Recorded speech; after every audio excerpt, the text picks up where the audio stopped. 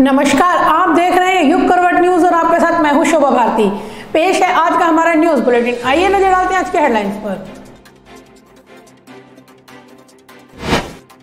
साहिबाबाद की फैक्ट्री में लगी आग में झुलसे फैक्ट्री मालिक की इलाज के दौरान मौत, दूसरे घायलों की हालत नाजुक। डीएम के औचक निरीक्षण में रजापुर विकासखंड कार्यालय में गैर हाजिर मिले कई अधिकारी, डीएम ने किया जवाब तलब। अखिलेश की प्रेस वार्ता में सवाल पूछने पर हंगामा, पत्रकारों की जमकर पिटाई। शुक्रवार से शुरू हुई साइकिल यात्रा। चलती स्कॉर्पियो की छत पर पुशअप करना सपा नेता के बेटे को पड़ा महंगा, पुलिस ने चालान काटने के साथ दी चेतावनी। और नेटफ्लिक्स पर रिलीज वेब सीरीज बॉम्बे बेगम विवादों में बच्चों के गलत चित्रण के कारण बाल अधिकार आयोग ने जारी किया नोटिस। गाजियाबाद के साहिबाबाद स्थित फैक्ट्री में गुरुवार को लगी आग में अब एक व्यक्ति की मौत हो गई है। यह व्यक्ति फैक्ट्री का मालिक था जो आग में बुरी तरह से झुलस गया था। गुरुवार शाम को पीपीई किट बनाने वाली एक फैक्ट्री में भयंकर आग लग गई थी, जिसमें 14 लोग बुरी तरह से झुलस गए थे। सभी की हालत अभी भी नाजुक बनी हुई है। गाजियाबाद के साहिबाबाद औद्योगिक क्षेत्र स्थित एक फैक्ट्री में लगी आग में अब एक आदमी की मौत हो गई है। फैक्ट्री मालिक कुणाल ने दिल्ली के सफदरजंग अस्पताल में इलाज के दौरान दम तोड़ दिया है। गुरुवार रात साहिबाबाद के फैक्ट्री में आग लग गई थी, जिसमें 14 लोग झुलस गए थे। इनमें से 3 की हालत गंभीर थी। इनमें से अब एक की मौत हो गई है। गाजियाबाद के लिंक रोड थाना क्षेत्र के Sahibabad site for industries area में मेडिकल सामान बनाने और पैकेजिंग करने वाली फैक्ट्री में गुरुवार रात भयंकर आग लग गई। हादसे के समय कंपनी में मौजूद 14 लोग आग की चपेट में आकर झुलस गए। घटना की सूचना पर दमकल विभाग की टीम और स्थानीय पुलिस मौके पर पहुंच गई। फिर घायलों को अस्पताल में पहुंचाया गया। हादसे की गंभीरता को देखते हुए गाजियाबाद के एसएसपी कलानिधि नैथानी और डीएम अजय शंकर पांडे भी मौके पर पहुंचे। करीब 4 घंटे की मशक्कत के बाद आग पर काबू पाया गया। उपलब्ध संसाधन जनपद में थे, फायर सर्विस की गाड़ियाँ, इसके अलावा पुलिस फोर्स, रेस्क्यू के लिए ट्रैफिक कर्मी, ताकि यहाँ पे जल्दी से रेस्क्यू ऑपरेशन कराया जा सके। ये सबको यहाँ पर भेजा गया और यहाँ पे जो ग्राउंड फ्लोर में आग लगी थी, इसको उसके बाद आग को काबू पाया गया। इसमें लगभग 14 लोग जो घायल हुए थे, जो सूचना प्राप्त हुई, उनको निकटतम अस्पतालों में भर्ती कराया गया है, जहाँ उनका इलाज चल रहा है। अभी भी हम लोग यहाँ पर जो है इंश्योर कर रहे हैं कि आग पूरी तरह से वो खत्म हो जाए और मलबे को भी यहाँ पे। कंपनी में लगी आग से 14 लोग झुलस गए। इनमें से 8 को गाजियाबाद के यशोदा अस्पताल और 5 को मैक्स अस्पताल वैशाली में भर्ती कराया गया। शुक्रवार सुबह कंपनी के मालिक कुणाल की मौत हो गई। यशोदा अस्पताल में 3 घायलों को गंभीर हालत में दिल्ली के सफदरजंग अस्पताल में रेफर किया गया था। शुक्रवार सुबह सभी 14 लोगों की हालत गंभीर बनी हुई थी। ब्यूरो रिपोर्ट, युग करवट न्यूज। गाजियाबाद डीएम अजय शंकर पांडे ने शुक्रवार को जब रजापुर कार्यालय का निरीक्षण किया तो कई गड़बड़ियां सामने आई। डीएम के निरीक्षण के दौरान 3 अधिकारी जहां कार्यालय से गैर हाजिर मिले, तो वहीं हेल्प डेस्क भी मानकों पर खरी नहीं उतरी, जिस पर गाजियाबाद डीएम ने कड़ी नाराजगी जताई। डीएम ने विभागीय अधिकारियों व कर्मचारियों से जवाब तलब किया है। गाजियाबाद डीएम अजय शंकर पांडे ने शुक्रवार को रजापुर विकास खंड के कार्यालय का निरीक्षण किया। डीएम के निरीक्षण के दौरान जेईएमआई एडीओ एग्रीकल्चर के गैर हाजिर होने पर डीएम ने कड़ी नाराजगी जाहिर की। डीएम ने सभी गैर हाजिर अधिकारियों से जवाब तलब करते हुए चेतावनी जारी की है। निरीक्षण के दौरान सबसे पहले उन्होंने उपस्थिति रजिस्टर चेक किया, जिसमें 3 अधिकारियों के गैर हाजिर होने की जानकारी मिली। विभाग में फाइलों का रखरखाव देखा और विभिन्न पटलों का निरीक्षण किया। कोरोना संक्रमण की रोकथाम के लिए बनाई गई हेल्प डेस्क भी मानकों के अनुसार नहीं पाए जाने पर डीएम भड़क उठे। उन्होंने विभागीय अधिकारियों को कार्यालय को सैनिटाइज करने, स्वच्छ रखने एवं सौंदर्यकरण कराने के निर्देश दिए। डीएम अजय शंकर पांडे ने कार्यालय में रखे दस्तावेजों की जांच की तो वह भी बेतरतीब ढंग से रखे मिले, जिस पर उन्होंने दस्तावेजों को भी सही प्रकार से रखने के निर्देश दिए। निरीक्षण के दौरान भंडार कक्ष की इन्वेंटरी का रखरखाव भी सही नहीं मिला। डीएम ने इस पर इन्वेंटरी की प्रॉपर लिस्टिंग कर स्टॉक रजिस्टर मेंटेन करने, कार्यालय में सभी को मास्क लगाकर आने के निर्देश दिए। डीएम ने कार्यालय में अव्यवस्था मिलने पर कड़ी नाराजगी जाहिर करते हुए जवाब तलब किया है और भविष्य में इस तरह की लापरवाही मिलने पर कड़ी कार्रवाई की चेतावनी दी है। ब्यूरो रिपोर्ट, युग करवट न्यूज। उत्तर प्रदेश के पूर्व मुख्यमंत्री और समाजवादी पार्टी के अध्यक्ष अखिलेश यादव ने एक बार फिर योगी सरकार पर जमकर निशाना साधा। उनकी प्रेस वार्ता में जमकर हंगामा हुआ, पत्रकारों के साथ मारपीट की गई।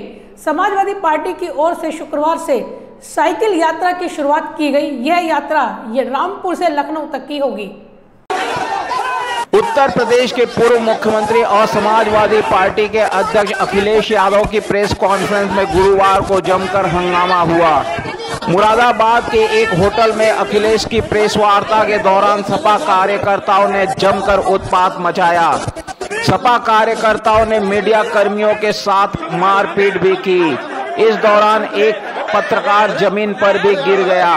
बताया जा रहा है कि अखिलेश के साथ सुरक्षा कर्मियों ने भी पत्रकारों के साथ अभद्रता की। पत्रकारों के साथ धक्का मुक्की के समय अखिलेश यादव भी वहां मौजूद थे। हंगामा बढ़ने के बाद अखिलेश ने कार्यकर्ताओं से शांत होने की अपील की।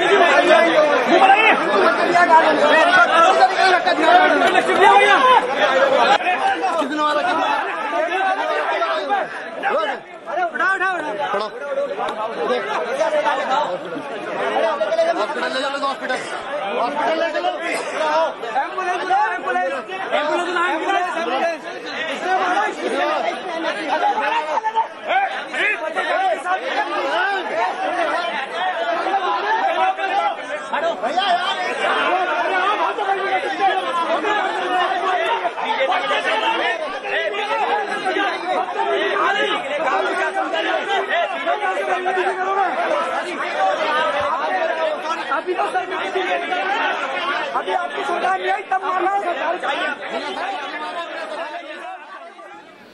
गुरुवार को अखिलेश यादव आगामी विधानसभा चुनाव के सिलसिले में कार्यकर्ताओं से मिलने मुरादाबाद पहुंचे थे। होटल रीजेंसी में अखिलेश की प्रेस वार्ता रखी गई थी। प्रेस वार्ता की शुरुआत में उन्होंने पत्रकारों की जमकर तारीफ की, लेकिन इसके बाद जैसे जैसे पत्रकारों के सवाल तीखे होते गए, अखिलेश यादव का संयम जवाब देता गया। सवालों से बौखलाए अखिलेश प्रेस कॉन्फ्रेंस में कहा, कभी सवाल बीजेपी से भी कर लिया करो, क्या बीजेपी के ही सवाल पूछोगे? वहीं इस घटना पर बीजेपी नेताओं ने ट्वीट कर सपा नेता पर हमला बोला है। उप मुख्यमंत्री केशव प्रसाद मौर्य ने ट्वीट कर अखिलेश से कई सवाल पूछे हैं। इसके बाद प्रेस वार्ता में सपा अध्यक्ष अखिलेश यादव ने यूपी के सीएम और भाजपा पर जमकर निशाना साधा। 100 नंबर 112 हो गया, 100 नंबर 112 हो गया, लेकिन उसकी व्यवस्था नहीं सुधार पाए। भ्रष्टाचार पुलिस का बढ़ गया है और उत्तर प्रदेश में तो नाम बदलने का, रंग बदलने का, उद्घाटन का सिलसिला चल रहा है। अगर लखनऊ में आप जाएं तो हो सकता है एक नाम से आप जाएं, जब लखनऊ से लौटे तो आपका नाम बदल देंगे मुख्यमंत्री। इसलिए नाम बदलने वाली भी सरकार है और अब तो एक कदम आगे चली गई है सरकार।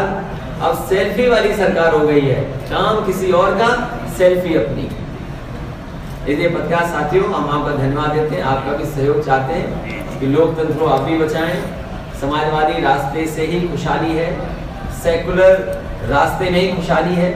समाजवादी पार्टी की ओर से शुक्रवार को रामपुर से लखनऊ तक साइकिल यात्रा निकाली गई।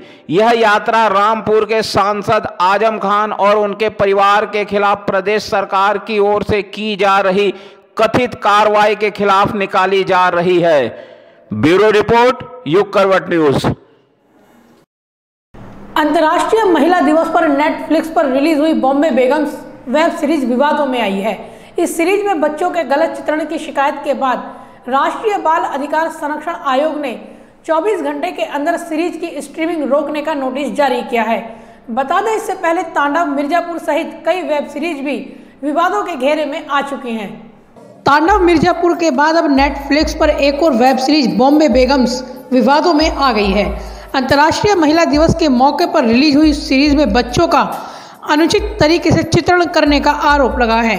इस वजह से राष्ट्रीय बाल अधिकार संरक्षण आयोग ने इस वेब सीरीज की स्ट्रीमिंग को नेटफ्लिक्स पर रोकने की मांग की है। बाल आयोग ने वेब सीरीज की स्ट्रीमिंग को रोकने के लिए नेटफ्लिक्स को नोटिस भेजा है। बाल आयोग ने OTT प्लेटफॉर्म नेटफ्लिक्स को 24 घंटे के भीतर एक विस्तृत रिपोर्ट पेश करने को कहा है। आयोग का कहना है कि ऐसा नहीं करने पर वे उचित कार्रवाई शुरू करने के लिए मजबूर होंगे। आयोग ने एक शिकायत के आधार पर नेटफ्लिक्स को नोटिस भेजा है। शिकायत में आरोप लगाया गया था कि इस सीरीज में नाबालिगों को कैजुअल सेक्स और मादक पदार्थों का सेवन करते दिखाया गया है। राष्ट्रीय बाल अधिकार संरक्षण आयोग ने सीरीज में बच्चों के कथित अनुचित चित्रण पर आपत्ति जताते हुए कहा कि इस प्रकार के कंटेंट से न केवल युवाओं के दिमाग पर बुरा असर पड़ेगा बल्कि इससे बच्चों के साथ दुर्व्यवहार और शोषण भी हो सकता है।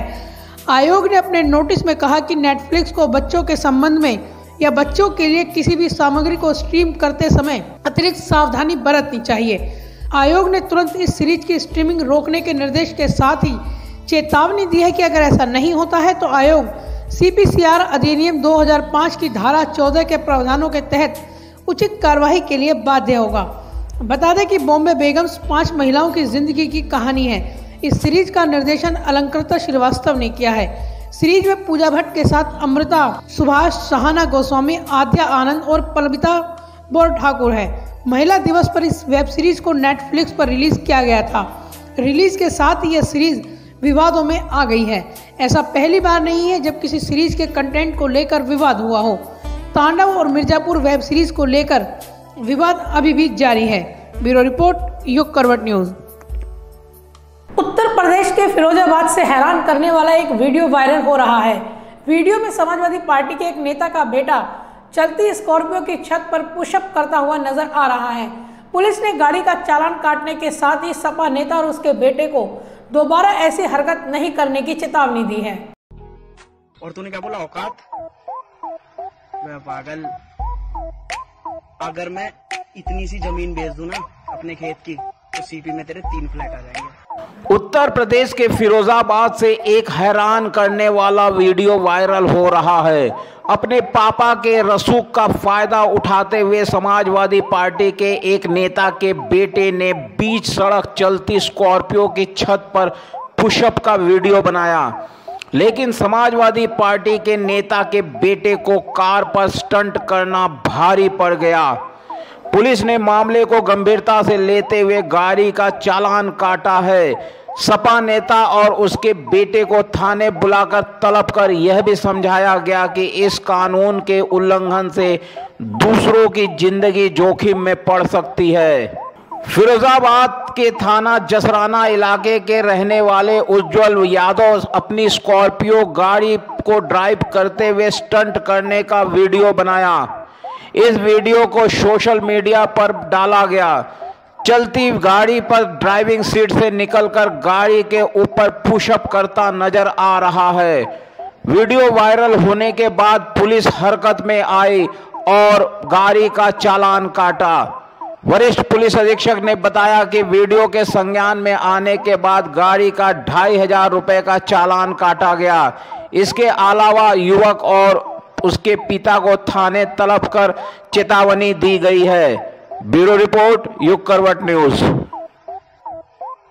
तो फिलहाल आज के लिए बस इतना ही। गाजियाबाद और आसपास की खबरों के लिए देखते रहिए युग करवट और विस्तार से खबरों को जानने के लिए पढ़िए युग करवट न्यूज़पेपर। सब्सक्राइब कीजिए युग करवट। नमस्कार।